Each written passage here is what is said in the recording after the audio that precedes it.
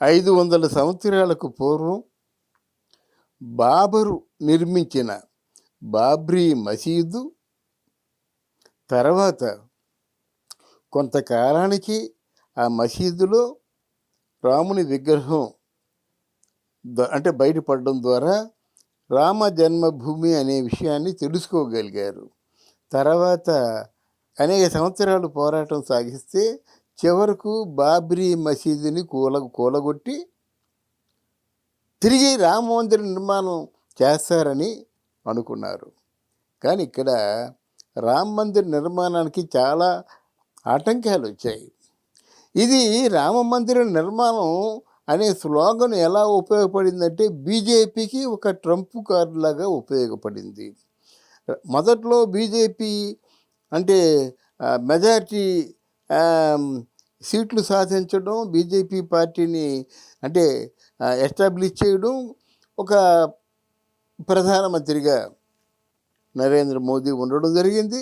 రెండవసారి కూడా అదే రామ మందిర నిర్మాణాన్ని ఎత్తుకున్నారు. కానీ నిర్మాణం ఏం జరిగిందంటే నత్తనడకలోనే సాగింది. కానీ మూడోసారి మాత్రం మోదీ మరి అమిత్ షా చాలా గొప్ప వ్యూహరచన చేశారన్నమాట.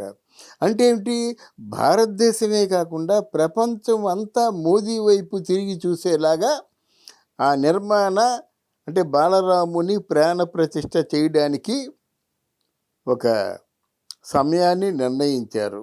మంచి ముహూర్తం చూశారు. ఈరోజు ప్రపంచం అంతా రామనామ స్మరణతో మారుమోగిపోతుంది.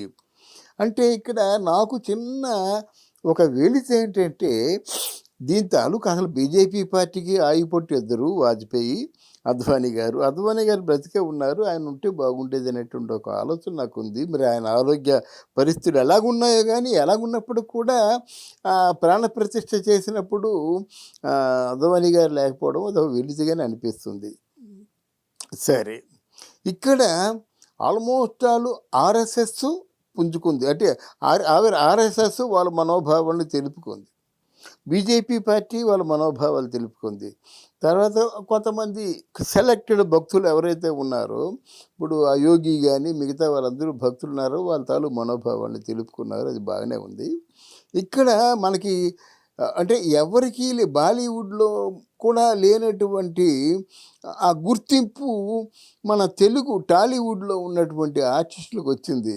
అక్కడ రామ జన్మభూమిలో కనిపిస్తున్న వాళ్ళంతా మనవాళ్ళే. కెమెరా ముందు ఉన్నవాళ్ళు ఎవరంటే చిరంజీవి గారు పంచకట్లో వచ్చారు, తర్వాత రామ్ చరణ్ పంచకట్లో వచ్చారు, పవన్ కళ్యాణ్ పంచకట్లో వచ్చారు, అల్లు అర్జున్ ఉన్నాడు మామూలు డ్రెస్లో వచ్చారనుకోండి. కానీ వీళ్ళందరూ మన సౌత్ ఇండియన్సే.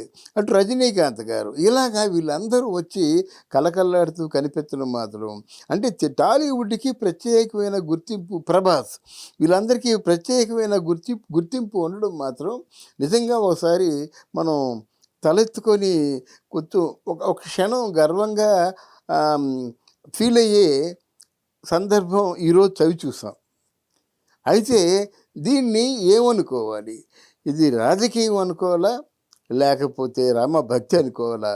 అంటే ఇది రామభక్తి అయినప్పుడు కూడా, రామభక్తికి దోహదం చేసినప్పటికీ కూడా ఇది కేవలం రాజకీయం అనుకోవాలి. మూడోసారి మోదీ గారు ప్రధానమంత్రి అవడం కోసం ఒక అద్భుతమైన ప్లాన్ వేశారు. ప్లాను సూపర్ డూపర్ సక్సెస్ అయ్యింది.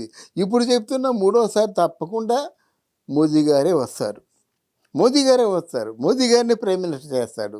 ఎందుకంటే ఓ 10 రోజులు అంటే ఉపవాస దీక్షలో ఉండడం, 11వ రోజు యోగి చేతేమో ఆ ఉపవాస దీక్షనేమో పూర్తిగా అంటే ఆ దీక్ష నుంచి నిష్క్రమించడం, ఇవన్నీ కూడా మోడీ పట్ల గౌరవాన్ని 100 పెంచుతాయి. అయింది కదా. ఇక్కడ కాంగ్రెస్ పార్టీ వాళ్ళు ఎందుకు చేశారో ఏమో కానీ చాలా పెద్ద తప్పిదం చేశారు. ఇప్పుడు మనం అనుకుంటున్నామే మాటలు, దీని వెనక పెద్ద రాజకీయ వ్యూహం ఉంది. రాముడు ఒక్క బీజేపీ పార్టీ వారికి మాత్రమే సొంతం కాదు కదా అని ఇది బీజేపీ పార్టీ చేస్తున్నటువంటి ఒక ప్రోపగండా అనేటువంటి ఆలోచనలతో వాళ్ళు రామ మందిరాన్ని చూడడానికి రావడం మానేయడం మాత్రం వాళ్ళు చేసిన తప్పిదంగానే ఆలోచించాలి.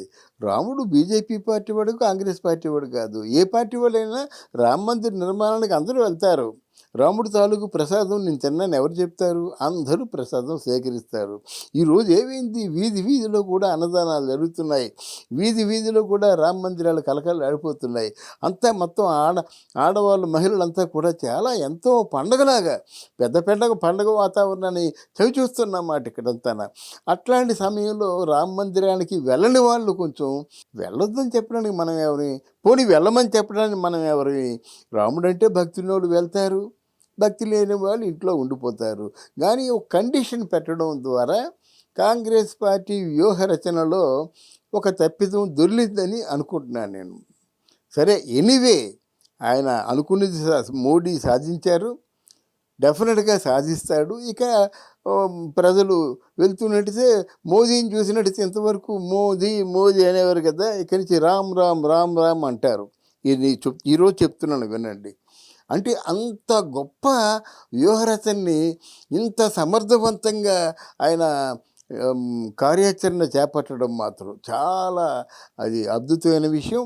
తర్వాత ముఖ్యంగా చిరంజీవిని కానీ, పవన్ కళ్యాణ్ కానీ, ప్రభాస్ని కానీ ఈ సందర్భంగా మన పవన్ కళ్యాణ్ ఒక భారీ విరాళం ఆ నిర్మాణంలో పాలు పంచుకుంటూ ఈరోజు అంటే ఆ వచ్చే భక్తులందరికీ కూడా అన్నప్రసాద వితరణ చేయడం మాత్రం ఆయన పెద్ద మనసుకి చాలా పెద్ద తార్కాణం అన్నమాట. ప్రభాస్కేమో జెడ్ సెక్యూరిటీ ఇచ్చారు రక్షణ కోసం.